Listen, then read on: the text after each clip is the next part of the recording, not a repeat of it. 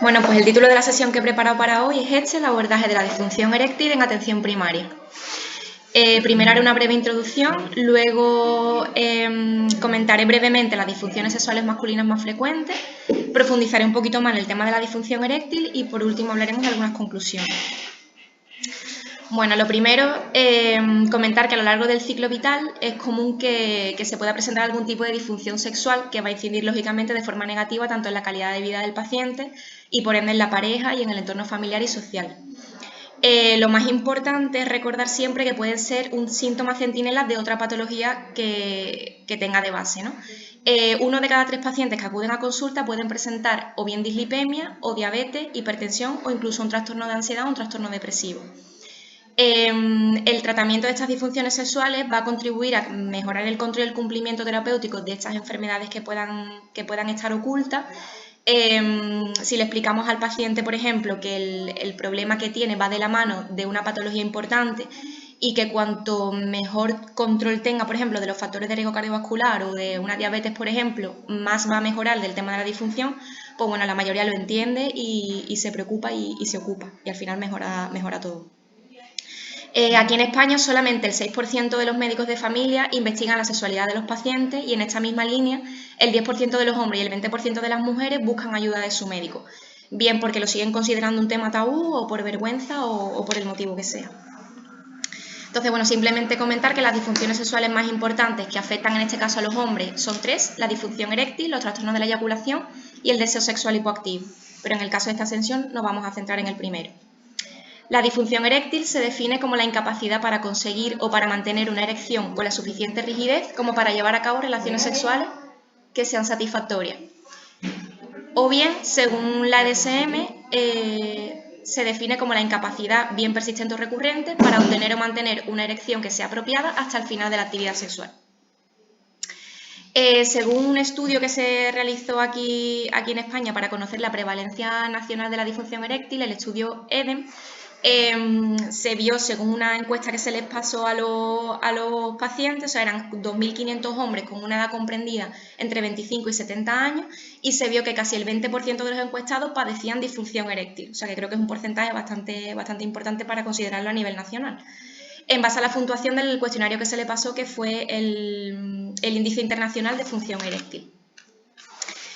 Una encuesta similar que se realizó en centros de atención primaria en unos 3.000 hombres también demostró que la prevalencia era similar, era casi del 20% en mayores de 18 años. Y aquí en esta gráfica podemos ver que la prevalencia se va ajustando por edad, es decir, hay una relación directa. Evidentemente, cuanto mayor sea la edad del hombre, pues más probabilidad tiene de presentar la disfunción. Entonces vemos que la disfunción eréctil se considera una entidad de evolución progresiva. Para conocer un poquito también cómo era la asistencia médica en estos casos, se realizaron otros estudios, en concreto el proyecto Pandora aquí en España, que consistía también en pasar una encuesta de opinión sobre la disfunción eréctil en también más o menos 2.500 individuos, en este caso sanos, de más de 25 años, y se vio que solamente a más o menos el 5% se le preguntó en alguna ocasión sobre posibles problemas de erección. Y de estos individuos encuestados, el 3,5% padecía disfunción eréctil y no habían sido diagnosticados. O sea que son porcentajes bastante importantes los que se nos escapan. También se demostró que este infradiagnóstico aumentaba con la edad y que más o menos casi el 6% de individuos de más de 65 años pues padecía disfunción eréctil. Se estima que más o menos la mitad de los pacientes con disfunción eréctil diagnosticada reciben tratamiento aquí en atención primaria. La mayoría o bien no se tratan o se derivan directamente al especialista. Sin embargo, se sabe que el 50% de los pacientes con disfunción eréctil se consideran tratables, o sea que algo debemos estar haciendo mal. Y tan solo el 30% de los pacientes con disfunción eréctil se derivan al especialista en caso de fracaso del tratamiento. O sea, muchas veces parece que se les receta el sildenafilo y si con eso no te va bien, pues es lo que hay. Aquí ves una tabla donde se ven los porcentajes, o sea, en función de si el médico los considera pacientes tratables de atención primaria, si los deriva directamente al especialista o los que lo hacen bien o que los trata y luego lo derivan. Pues aquí vemos los porcentajes en función de si la disfunción es grave o en función de la edad, de otras comorbilidades o lo que sea.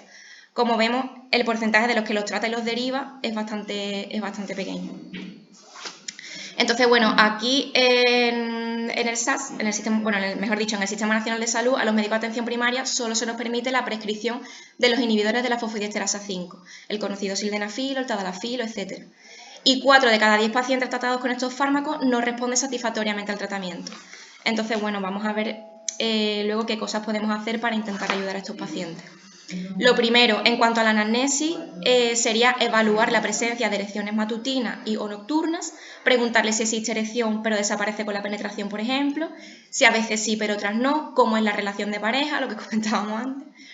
Y para ayudarnos de esto podemos utilizar autoinformes como unas encuestas, por así decirlo, para que nos ayuden a diagnosticarlo. Una de ellas sería la que comentaba anteriormente, el Índice Internacional de Función Eréctil. Insisto, si nos vemos ante un caso de esto, importante descartar patologías concomitantes, ¿vale? Una diabetes, una hipertensión, problemas de alcohol, problemas psicológicos, porque no tenemos que olvidar que suele presentarse como un síntoma centinela. Entonces, si aparentemente es un paciente que no tenga otras patologías, pues mandarle su analítica completa, etcétera, para intentar indagar un poquillo más allá. Y ya por último, pues asesorar, explicar al paciente qué es lo que tiene, si viene acompañado de otra patología, incidir o sea, reforzar en el tratamiento y hacerle ver que si mejora de una cosa probablemente vaya a mejorar de la otra. Entonces, para ayudarnos en la anamnesis, la pregunta que podemos hacer, por ejemplo, puede ser, ¿tiene alguna dificultad en las relaciones sexuales? Para incluirla en la historia clínica habitual de estos pacientes y sobre todo en aquellos que tengan enfermedades crónicas.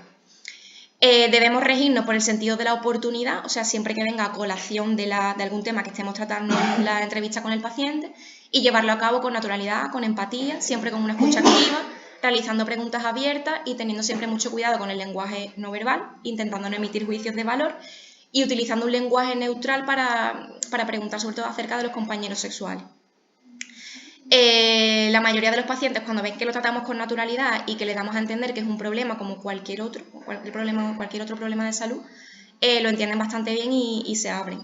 En caso contrario, que se muestren un poco reticentes, pues siempre darle la posibilidad de tratar el problema en otra cita o como más cómodo se sienta, pero sin presionarlo. La mayoría de las veces, ya por el hecho de introducir al paciente esta reflexión, o simplemente si le escuchamos, pues ya habremos dado un primer paso para ayudarle a resolver el problema.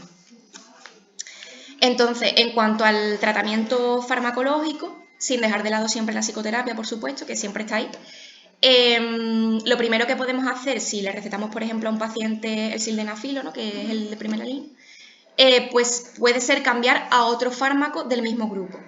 Es verdad que hasta la fecha no existen datos suficientes de estudios que comparen la eficacia o las preferencias de los pacientes de uno sobre otro y que esto depende más bien de la frecuencia de las relaciones sexuales y de la experiencia personal de cada paciente. Es importante que conozcan tanto cómo funciona el fármaco un poco y cómo deben emplearlo, porque una de las principales causas de que los fármacos no funcionen es o el empleo incorrecto del fármaco o el abandono del tratamiento por las reacciones adversas que tiene. Entonces, bueno, aquí he dejado los más frecuentes, ¿no? El sildenafilo, la dosis habitual oscila entre 50 y 100 miligramos y el empleo correcto sería 1 hora antes de la relación sexual con el estómago vacío. Y la duración es de hasta 4 horas. El vardenafilo es muy similar al sildenafilo, pero hay que hacer especial hincapié en que tienen que evitarlo con comidas ricas en grasa porque disminuye el efecto.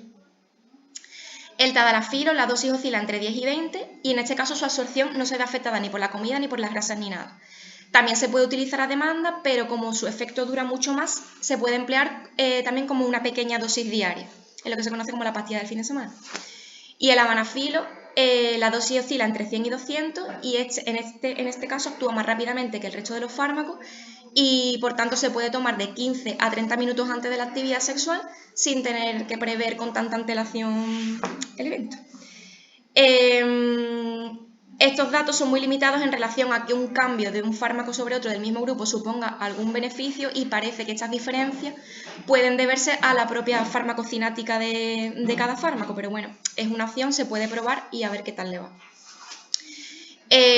Otras medidas que podemos hacer es, por ejemplo, cambiar a un IPD-5 diario. Para ello hay estudios doble ciegos en el que se intentó valorar la efectividad del tratamiento en pacientes que presentaban una respuesta parcial con un IPD5 a demanda. Y se vio que la tasa de rescate era de hasta el 40%. En tercer lugar, también se puede probar a combinar dos IPD5, por ejemplo, emplear un tadalafilo diario más el sildenafilo de 50 a demanda, o sea, antes de la relación. Dentro de estos casos, es verdad que existen datos que respalden los tratamientos combinados y tenemos que utilizarlo con más precaución. Y por último, también podemos intentar la sobredosificación, que consiste en emplear, por ejemplo, el sildenafilo a dosis superiores a la que se recomienda. Es decir, en vez de emplearlo a 100, pues se intentaría entre 150 o 200 demandas en dosis siempre escalante.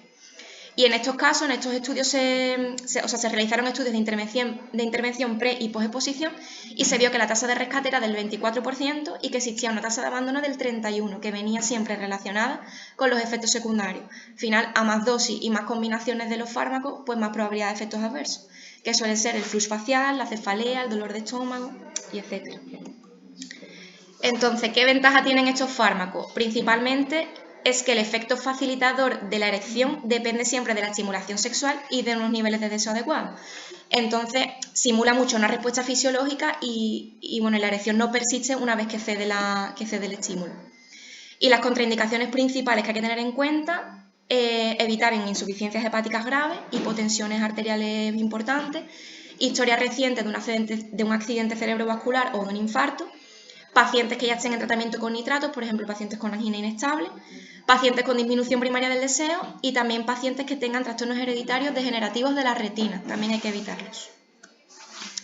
Entonces, hasta aquí lo que podemos hacer nosotros. Ya una vez que intentemos alguna de estas medidas y no vaya bien, pues hay que plantear la derivación al urólogo, ¿vale? Que es el que se encuentra autorizado para manejar a estos pacientes que no responden a los IPD5. Probablemente cuando nos encontremos ante estos casos ya estemos ante un paciente con una disfunción eréctil grave. Los datos sugieren que la combinación con un IPD5 con alprostadil intrauretal o tópico en pacientes que han fracasado previamente con cualquiera de estos fármacos, pues es útil. La terapia combinada ofrece un mejor resultado en comparación con los fármacos en monoterapia y se ha visto que la combinación aumenta la eficacia de manera que se pueden usar dosis más bajas de ambos fármacos y de esta manera se reducen los efectos secundarios. Entonces no suelen haber tantas interrupciones del tratamiento, ¿vale? Los pacientes lo toleran mejor. Esto lo que hace, o sea, la combinación del IPD5 con el alprostadil tópico, lo que propicia es una sinergia, de manera que se logra una relajación más intensa del músculo liso del pene. Es una opción para pacientes que presentan una respuesta insuficiente con los fármacos en monoterapia y la escasa invasividad del tratamiento pues hace que también sea una opción más atractiva para los pacientes. Importante tener en cuenta también que la actuación precoz en un paciente que no ha respondido a estos fármacos pues hace también más probable encontrar un tratamiento que sea efectivo para ello en una entidad que sabemos, que hemos comentado anteriormente, que es de evolución progresiva. Y por último, el tercer escalón pues ya correspondería a la cirugía, que bueno, está encaminada a restaurar la vascularización del pene o a implantar una prótesis, que son medidas ya más invasivas. Entonces, bueno, como conclusión principal, imprescindible que la intervención en disfunciones sexuales en primaria sea activa porque supone un marcador eficaz del estado de salud, como comentaba anteriormente, y vuelvo a insistir, suele ir de la mano de otras patologías que muchas veces pasan desapercibidas y que a lo mejor no nos planteamos, ¿no? Sino que directamente a lo mejor por la edad o lo que sea le recetamos el sildenafilo y no nos planteamos nada más.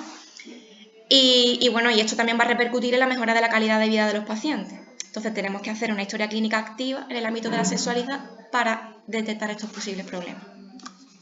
Y nada más. ¿Alguna pregunta?